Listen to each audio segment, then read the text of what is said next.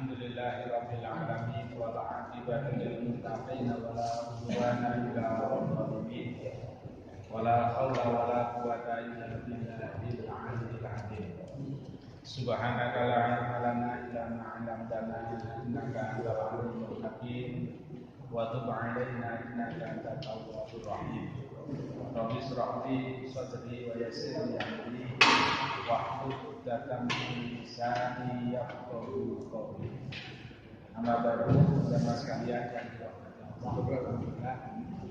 Malam ini kita ditakdirkan oleh Allah dalam keadaan sehat walafiat. Mudah-mudahan Allah senantiasa memberikan rahmat hidayahnya kepada kita, dan mudah-mudahan kita termasuk Allah yang pandai mensyukuri nikmat Allah Subhanahu wa taala. Salawat dan salam mudah-mudahan kita berlimpah pada junjungan Nabi Allah Muhammad sallallahu alaihi wasallam. Teman-teman sekalian, kita masih berbicara pada bab nikah dengan segala yang terkait di dalamnya. An Abi Hurairah radhiyallahu anhu qala la yajma'u bainal mar'ati wa annatiha wala baina wa ma baina al mar'ati wa qalatiha muttafaqun alaihi. Kata Rasulullah, janganlah di antara kalian itu memadu daripada bibinya dari bapaknya, dan jangan pula memadu bibinya dari ibunya. Bibi ini berapa? Bapak. Bibi cara baik. Bibit dari bapak ataupun bibit dari sudah bulik dan budi baik dari bapak maupun budi atau bulik dari itu dilarang oleh agama kita, apapun alasannya. Pak.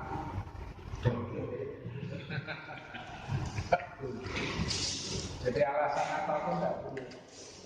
Maka di dalam fikih itu Bapak, wanita yang tidak boleh dinikah itu secara garis besar ada dua macam.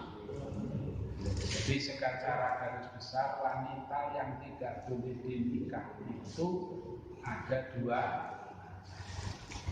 Yang pertama, muhrim atau mahram mu'addad, tidak boleh dinikah selama-lamanya. Mu'abbad itu dari kata-kata abad. Abad itu kan 100. Jadi mu'abbad itu selama-lamanya, sepanjang masa. Jadi ada wanita yang tidak boleh dinikah sepanjang masa. Itu diantaranya yang tidak boleh dinikah sepanjang masa itu karena pertalian darah, karena hubungan darah, atau senasab yang dekat. Contohnya ibu, anak tidak boleh menikahi ibu. Itu sepanjang masa tidak boleh. Kok sampai ada orang menikahi ibunya, itu adalah termasuk anak durhaka. Kalau misalnya naudzubillah min dzalik, ada di berita-berita ada seorang anak laki-laki tentunya memperkosa ibunya, itu dosanya luar biasa. Wong sama maunya saja tidak boleh, kok mana dipaksa. Dikawin tidak boleh, selamanya tidak boleh. Yang namanya anak menikahi ibunya tidak boleh. Contoh yang kedua, tidak boleh menikah yang selamanya itu menikahi saudaranya. Jadi baik dulur tunggal pak maupun tunggal ibu, apalagi tunggal pak tunggal ibu, itu tidak boleh, selamanya tidak boleh. Yang kedua, tidak boleh menikahi bibitnya. Berarti hadis Nabi tadi itu mempertegas daripada satu keterangan ayat yang tepatnya ada di dalam surat An-Nisa. Surat An-Nisa ayat 23. Itu diawali dengan kata hurrimat alaikum, diharamkan atas kamu sekalian, ummahatukum, ibu-ibumu. Jadi kalimat yang digunakan itu adalah hurrimat, diharamkan, bukan jaiz boleh, apalagi sunnah. Itu dalam surat An-Nisa ayat 23, mangke saged dipendersani dan dibaca artinya. Tidak boleh pula menikahi keponakan, baik dari adik, dari saudara perempuan ataupun keponakan dari laki-laki. Itu selamanya tidak boleh. Itu mu'abbad namanya. Karena apa? Karena saudara atau karena pertalian darah atau sanak famili yang paling dekat hubungan darah. Kemudian ada yang tidak boleh dikawin karena pernikahan. Jadi tidak bolehnya karena pernikahan. Andaikan tidak terjadi pernikahan, itu boleh-boleh saja. Contohnya menikahi mantan mertua. Jadi anaknya sudah dinikah, nah, kemudian anaknya wafat atau cerai, berarti kan sudah tidak menjadi anaknya si ibu tadi, tapi kok kemudian mau menikahi ibunya, tidak boleh. Jadi misalnya sebab anak sampai mesti ono bu sampai yo nganggur,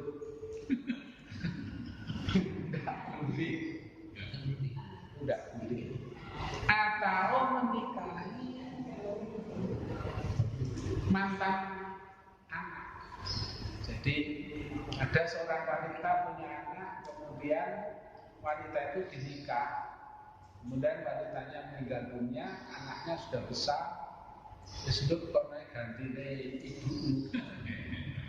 Tidak boleh. Itu selamanya tidak boleh.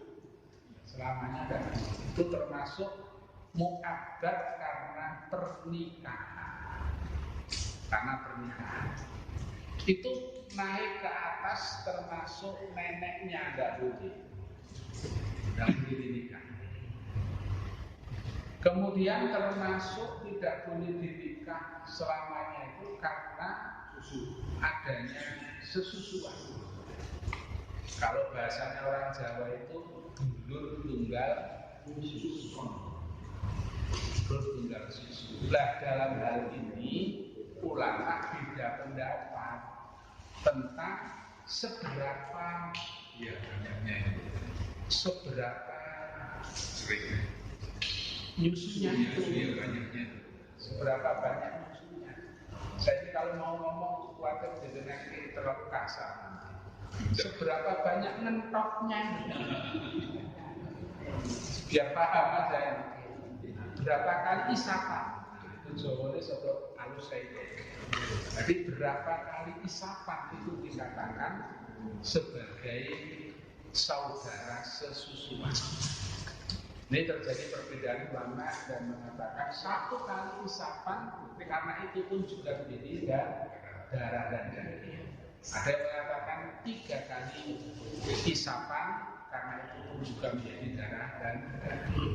Nah, ada ulama yang sangat kehati-hatiannya itu tidak menghitung tentang berapa isapannya, pokoknya dia isap dan masuk ke dalam anggota tubuh, maka itu sudah berlaku larangan yang namanya karena sebab rodho, yaitu karena susuan.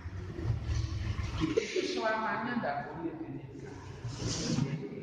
Tidak boleh dinikah karena urusan atau hubungan darah, karena perkawinan, dan karena sesusuan. Nah, yang kedua itu wanita yang tidak boleh dikawin sementara waktu manakala penghalangnya itu sudah tidak ada, maka kembali boleh dinikah. Untuk tidak boleh menikahi wanita lebih dari 4, karena jumhur ulama sepakat maksimal itu 4, baik berdasarkan Al-Quran maupun hadis. Dan ini pemahaman yang banyak diikuti. Kalau toh kemudian ada 1-2 yang berpendapat itu, silakan. Allah menyatakan dalam Al-Quran, "Fankihu ma qabalakum minan nisa'i masna wa thulatha wa ruba." Nikahilah wanita itu 2, 3, atau 4. Itu kenapa kok tidak? Nikahilah wanita itu 1, 2, 3, atau 4. Sebab lazimnya orang itu menikah dalam 1. Karena sudah lazim 1, maka tidak disebut, hampir tidak ada kok nikah itu sak nikahan loro bareng, hampir sampai ada. Umpamanya ada ya 1 juta situ, maka itu disebut oleh makna waktu-rasa. Walaupun ada orang yang memahaminya, saya tidak mengatakan ulama yang memahami, ya orang-orang saja atau sebagian orang. Nikahilah wanita itu 2 tambah 3 tambah 4, berarti sudah 9. Maka kalau misalnya kok ada dan kita dengar ada orang itu sampai punya istri 9, itu ya karena memahaminya ayat ini, yaitu wawunya wawu ziyadah, wawu tambah 2 tambah 3 tambah 4. Padahal wawu di sini ini adalah wawu wasol, wawu sambung 2 atau 3 atau 4. Jadi diantaranya uniknya bahasa Arab itu begitu. Kalau bahasa Jawa kan gak jelas.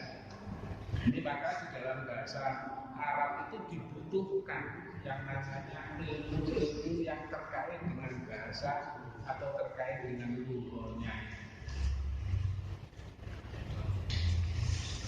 Itu tidak boleh menikahi lebih dari 4. Artinya 4 itu masih menjadi suami istri yang sah.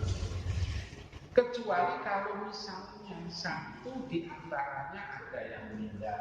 Berarti kalau asalnya sudah 4, kok kembali meninggal 1, berarti tinggal 3. Terus ditambah lagi 1. Berarti jumlahnya tetap. Maka ini termasuk kategori muwakkaf, yaitu karena terkait dengan waktu, karena adanya sebab sehingga menjadikan bolehnya. Yang kedua, contoh yang karena waktu sebab yang bisa diganggu, yaitu mengadu saudara istri itu tidak boleh. Tapi kalau kemudian salah satu meninggal, maka istilah wong Jawa medunan adike mungganan ini dulu. Kira kan istilah apa? Tapi jelas itu pemahamannya begitu. Jadi misalnya istrinya meninggal, kemudian adiknya ya mau tentunya itu boleh. Tapi ingat kalau naik kepada ibu atau neneknya tidak. Kemudian termasuk tidak boleh dinikah karena sebab, dan sebabnya itu hilang kemudian menjadi boleh, yaitu menikah atau akdun nikah, terjadi proses nikah di saat ia sedang ikhram, baik ikhram haji maupun ikhram umrah. Tapi kadang-kadang saya pikir ini beberapa saat saja kok enggak nanti. Kalau ikhram umrah itu ya enggak sampai 1 hari ikhram umrah. Nah, kalau ikhram haji bisa lebih dari 1 hari. Kok terus terjadi pernikahan? Bahkan yang namanya melamar meminta saja tidak boleh kalau itu di dalam masa ikhram. Itu tidak boleh. Maka nanti akan kita ketemukan satu hadis yang mengatakan bahwa Rasulullah SAW, yaitu bahwa Nabi tazawwajan Nabi sallallahu alaihi wasallam Maimunah wa huwa muhrimun muttafaqun alaihi. Kata seorang sahabat Ibnu Abbas yang mengatakan Nabi itu menikahi ibu Maimunah dalam keadaan ihram. Hadisnya diriwayatkan oleh Imam Bukhari dan Imam Muslim. Dilihat dari sanadnya. Sanad itu yang menghubungkan. Jadi an qala Rasulullah itu namanya sanad. Kemudian isinya tazawwajur Rasulullah SAW itu namanya matan. Rawahu siapa saja itu namanya rawi. Kalau melihat matan dan sanad ini sahih.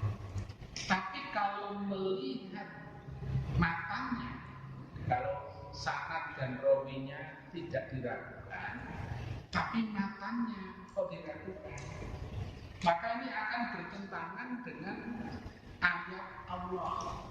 Padahal hadis itu di antara ciri sahihnya itu tidak boleh bertentangan dengan Al-Quran. Maka di dalam ilmu mustalahul hadis ada hadis itu yang sahih matan dan rawi tetapi lemah di dalam matan. Jadi isinya lemah. Maka kemudian diteliti oleh ahli hadis, ini ada apa? Wong Bukhari Muslim kok meriwayatkan satu hadis, tetapi kok isinya bertentangan dengan ayat. Ini mesti ada yang ganjil. Maka kemudian ada hadis wali Muslim an Maimunah. Kalau tadi yang jadi kasus kan Maimunah. Maimunah dikawini oleh Rasulullah di saat dalam keadaan tetapi menurut Imam Muslim, padahal tadi kan juga Bukhari Muslim yang meriwayatkan an Maimunah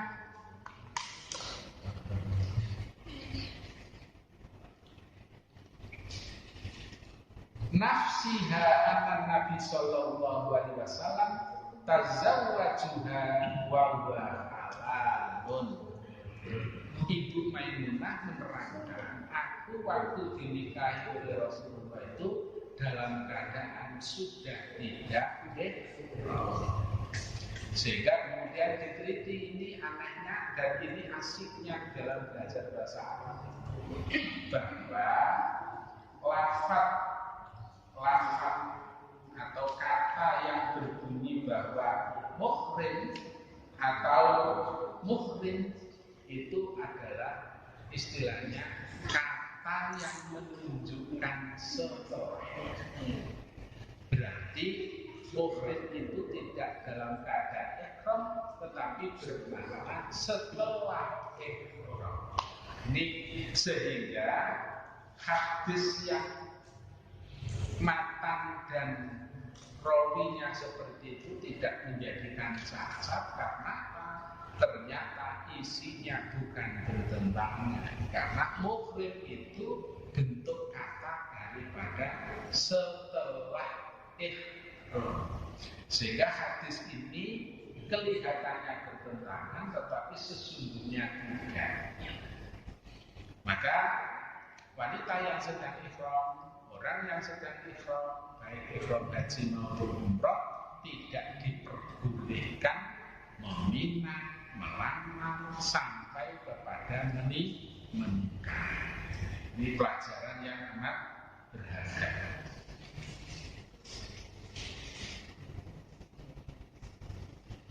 Ani bin Mas'ud la'ana Rasulullah sallallahu alaihi wasallam al-muhallil wal muhallalah rawahu Ahmad.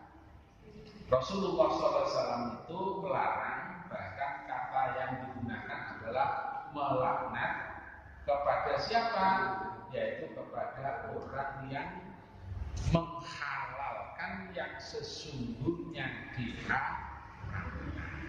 Maka dalam urusan nikah ini ada upaya dari instansi Kementerian Agama. Orang itu kalau mau menikah diadakan rapat. Untuk apa? Mengantisipasi jangan-jangan yang dinikah ini ada hubungan darah. Kalau jauh sih tidak apa-apa, tapi kalau hubungan darah dekat, maka ini akan menjadi problem tersendiri. Jadi ada penelitian dari seorang dokter ahli genetik, kenapa Islam itu kok melarang pernikahan yang masih ada hubungan darah yang dekat. Ternyata banyak terjadi bahwa menikah dengan keluarga dekat, misalnya misanan, biduan, padahal itu kan boleh misanan. Tapi Rasulullah menganjurkan carilah pasangan itu yang jauh dari hubungan kekerasan. Ternyata banyak terjadi orang yang menikah dengan hubungan darah yang dekat itu seringkali yang jadi korban itu adalah gennya.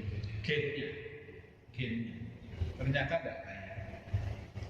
Ada penelitian kenapa di Ponorogo itu kan ada satu kampung itu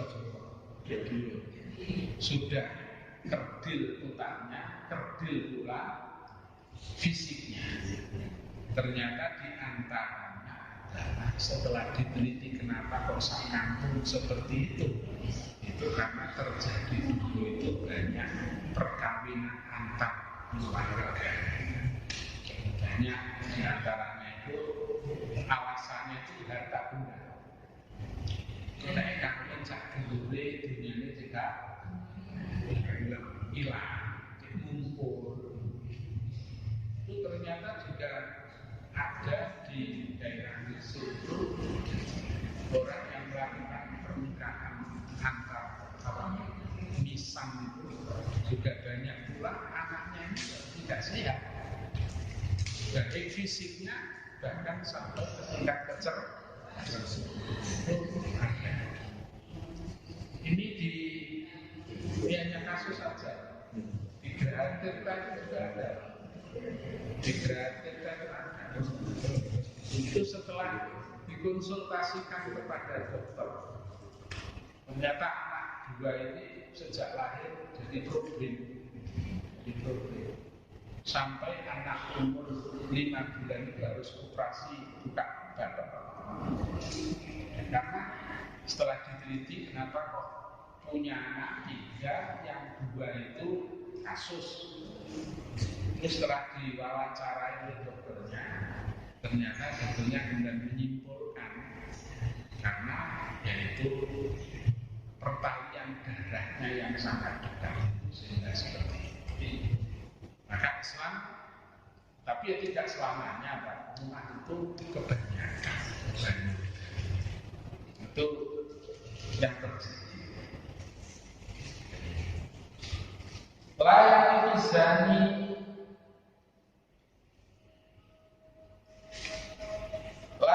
itu zani illa mislah. Janganlah engkau menikahi wanita yang suka berzina. Ini anjuran.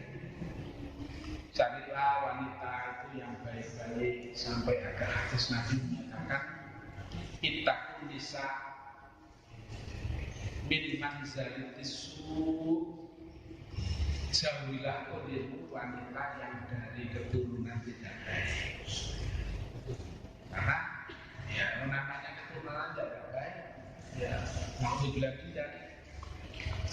Atau mungkin ada orang punya prinsip begini, yang siapa tahu Pak dengan saya nikah nanti jadi baik. Loh kalau memang siap tidak apa-apa. Yang kita khawatirkan itu ada bibit, kemudian disiram dengan apa? Ya, dipupuk atau terpupuk, akhirnya menjadi subur. Nah khawatirnya kan begitu. Ini bibit tidak baik, sudah nyata-nyata tidak baik, tapi kemudian karena kondisi lingkungan yang tidak mendukung, bisa jadi yang asalnya mulai tidak menjadi baik itu dan akhirnya tumbuh atau istilah orang Jawa itu kambuh. Maka hadis yang populer itu kan tungkahul mar'atu li arba'in, di antaranya itu adalah apa? Li khasati, cari yang nasabnya itu yang baik. Tapi kalau memang sanggup untuk dandani, tak apa-apa, maka lebih bagus juga. Karena banyak terjadi setelah wanita itu dinikah, padahal mungkin asalnya bapak ibunya tidak baik, karena menantu siap untuk dandani, banyak terjadi mertuane asalnya ugal-ugalan sholat, kemudian pada akhirnya menjadi ahli sholat. Itu juga bisa. Yang kita khawatirkan itu kan asalnya mantune ahli sholat, barang jadi mantune katut keluarganya. Itu yang kita khawatirkan. Mungkin panjenengan pernah dengar namanya, ini ya beliaunya yang cerita. Beliau cerita yaitu Ustaz Hambali Saputra. Ustaz Hambali Saputra itu aslinya kan dari Sumatera, kemudian menikah dengan orang Gresik, tepatnya daerah Bunga. Wallahu alam apa sebabnya akhirnya cerai ya. Cerai kemudian kawin dengan wanita keturunan Cina. Keluarganya kan tidak ada yang setuju. Alhamdulillah si istri ini ya akhirnya mendapatkan hidayah Allah, haji dan umroh dan lain sebagainya waktu. Tapi si bapak dan ibu mertuanya kan tetap tidak setuju. Alhamdulillah seiring dengan perjalanan waktu, tambah tua, fisiknya lemah, Pak Hambali ini kan ya kemudian menjadi dewa penolongnya, gampangannya begitu. Mulai dari fisik, perekonomiannya sudah tidak stabil, Pak Hambali ini kemudian ya, mensuplai segala kebutuhannya dengan sebaik mungkin. Melihat mantune yang katakanlah mati itu ya, baik dan lain sebagainya. Lama-kelamaan akhirnya dia ya luntur takut juga pada akhirnya baru mengakui bahwa ternyata mantuku Islam ini murahnya baik. Sampai pada akhirnya waktu itu juga sempat dihajikan oleh Pak. Karena ketepatan pun juga beliau kan punya kaki waktu itu. Ini kalau bisa begitu tidak apa-apa lah. Kita khawatirkan ini kan sing asale sholatan malah akhirnya jadi tak sholatan, itu kan malah nggak baik. Jadi janganlah kau yang suka zina, artinya juga tidak baik moral. Tapi kalau memang dia sanggup ngasali atau doa itu sanggup berubah jadi baik, ya nggak apa-apa, ya berpahala. Yang kita khawatirkan kemudian kita sendiri pondasinya pun kurang. Kemudian anak Aisyah tolak rajulun imra'atahu salasan. Jadi ada seorang laki-laki telah ceraikan istrinya 3 kali. Lalu seseorang itu berkawin dengan dia, lantas ceraikan dia sebelum ia bercampur dengannya. Maka suaminya yang pertama mau berkawin dengannya. Lalu ditanya oleh Rasulullah SAW tentang hal itu, jawabnya tidak boleh, hingga suami yang akhir itu merasakan manisnya bagaimana dirasa oleh suami yang pertama. Ini artinya begini, Bapak. Kasus pernikahan itu termasuk kasus yang tidak pernah ada selesainya. Terus ada saja kasus itu. Lah, sampai kemudian, ini saya sampaikan, di Indonesia khususnya yang ada di Lombok, Jawa Barat, ada seorang, kalau disebut kiai itu ya rasanya, kemudian sampai naudzubillah dari itu menggawi santrinya nggak tanggung-tanggung 12 orang. Usut punya usut, ternyata itu bukan berfaham ahli sunnah wal jamaah, tetapi dia itu berfaham Syiah. Syiah itu menghalalkan, menurut fahamnya Syiah, menghalalkan diantaranya kawin mutbah. Kawin mutbah itu artinya kawin sementara, kawin kontrak. Padahal kawin kontrak ini sudah jelas dilarang oleh Rasulullah. Walaupun pada satu saat waktu itu Rasulullah pernah membolehkan, tapi kemudian melarang. Jadi membolehkan karena waktu itu pada saat pasukannya orang Islam itu bertempur di tempat yang jauh, meninggalkan anak istri. Akhirnya waktu itu Rasulullah memberikan semacam rukhsah, boleh kawin. Tapi setelah itu dihapus dan turun ayat tidak boleh melakukan namanya kawin kontrak atau kawin mut'ah. Jadi dicabut oleh Rasulullah. Alasan apapun kawin mut'ah tidak boleh. Tapi ada orang yang menggunakan dalil itu seakan-akan tidak dicabut. Jadi dipenai gitu. Nah, ternyata terjadi yang ada di Jawa Barat itu karena dia ini menggunakan keyakinan dengan paham mut'ahnya. Anehnya juga anak-anaknya orang yang berpaham syiah dan mut'ah itu tidak boleh dikawin seperti itu. Itu kata yang apa? Yang bagaimana saya dewi, tapi mana dalam jadi suara wong liya diperlakukan seperti itu, tapi anaknya sendiri tidak boleh dilakukan. Tidak ada ceritanya anaknya tokoh syiah itu boleh dilakukan kawin mut'ah, itu tidak ada. Itu kan namanya PNAE.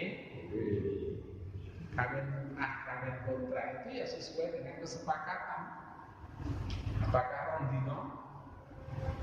Apakah ya 1 bulan?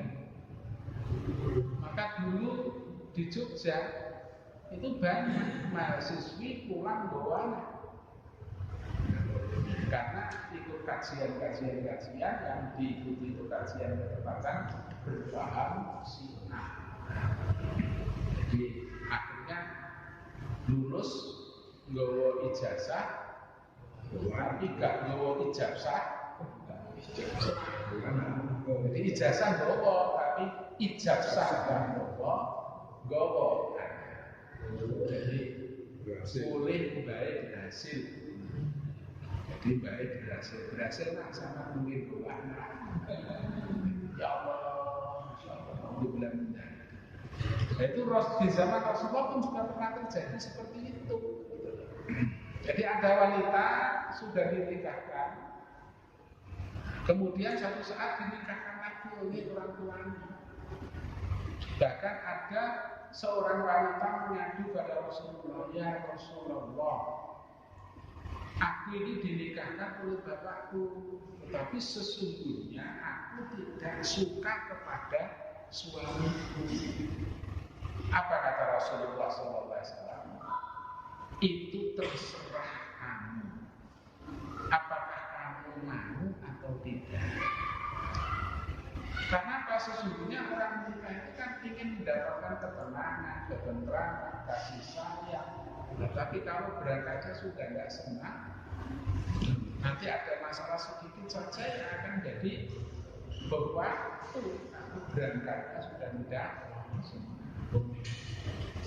Yang diungkit pasti kurang.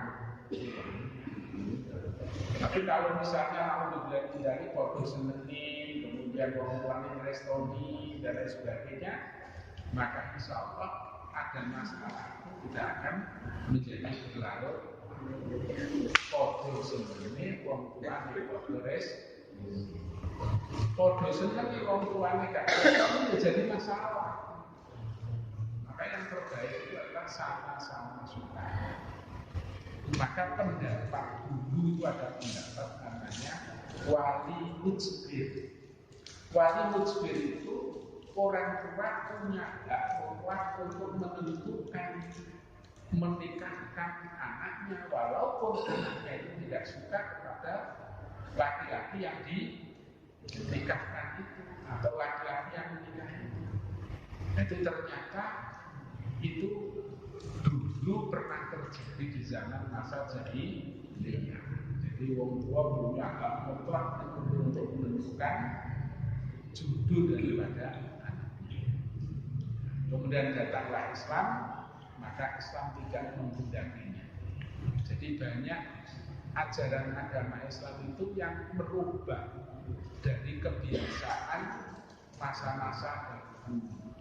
Contoh, dulu itu namanya zakat, itu kan tidak diberikan kepada orang per orang, tapi dikumpulkan di tengah lapangan. Nah, kalau nanti itu disambar oleh api, berarti zakat itu diterima. Islam tidak begitu. Zakat itu dikumpulkan, dibagikan kepada orang yang paling tidak punya di sekitar atau di wilayah tempat tersebut. Maka kemudian turun ayat innamas shadaqatu sadaqatu lil fuqara'i wal masakin wal 'amilina 'alaiha wal mu'allafati qulubuhum wa fil riqab wal gharimina wa fi sabilillah wa nis. Itu karena dulu tidak seperti itu. Kemudian dulu tidak dikenal yang namanya ghanimah. Ghanimah itu harta rampasan dalam penaklukan satu wilayah.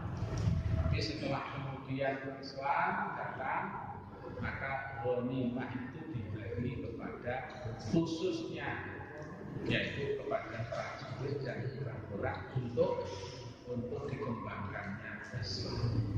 Hadirin yang dimuliakan Allah Subhanahu wa taala, barangkali ini dapat kami sampaikan karena waktu Isya telah tiba. Mudah-mudahan yang kita sampaikan, yang kita kaji pada malam hari ini senantiasa mendapatkan ridho dari Allah Subhanahu wa taala, menjadi ilmu yang manfaat kepada Allah Subhanahu wa taala. Subhanallah wa bihamdihi asyhadu an la ilaha illa anta astaghfiruka wa atubu ilaik. Assalamualaikum warahmatullahi wabarakatuh.